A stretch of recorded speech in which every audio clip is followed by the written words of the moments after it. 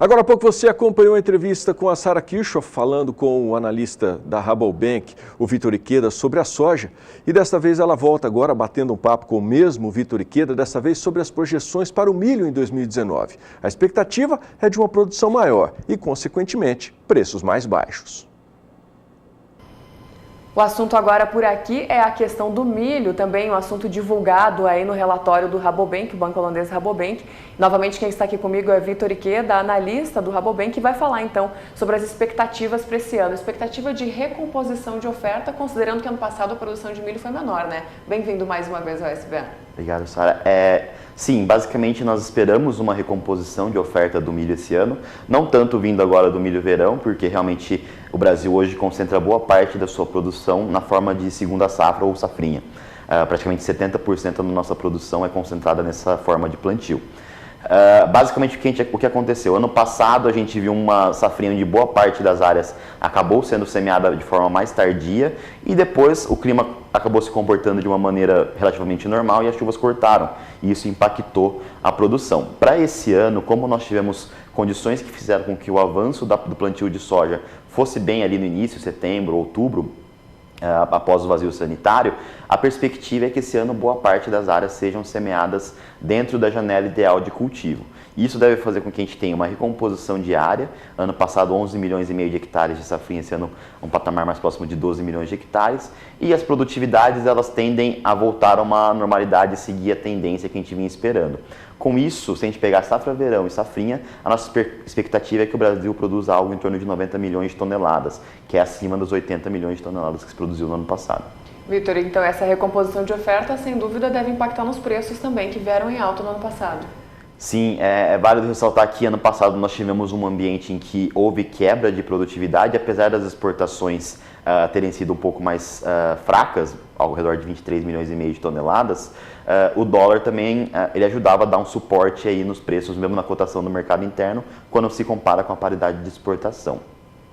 Para esse ano, como a gente tem essa expectativa de recomposição da oferta, e apesar da gente esperar que o consumo interno ele também deva voltar em 2019, as exportações também devem ser maiores em 2019, a perspectiva para o final de ano é que os estoques eles acabem se elevando. E essa perspectiva de estoques maiores, eles tendem a pressionar os preços, talvez não num patamar que a gente viu em 2017, mas a ideia hoje, com essa oferta e demanda que nós estamos esperando, é que eles estejam abaixo do que a gente viu em 2018. Então, no ano passado, o indicador ao redor de 40, esse ano a nossa estimativa é algo em torno de 35 ou 37 reais para a média, isso excluindo fatores sazonais. Tem que se considerar que, obviamente, quando entrar a colheita da safrinha, o preço pode ser menor e tudo mais, mas basicamente preços médios ao redor de 35, 37 ante 40 no ano passado. Notícia boa para o suinocultor e avicultor que teve o seu poder de compra diminuído no ano passado, né? Basicamente, vale ressaltar que a nossa perspectiva de recomposição de demanda aqui no mercado brasileiro,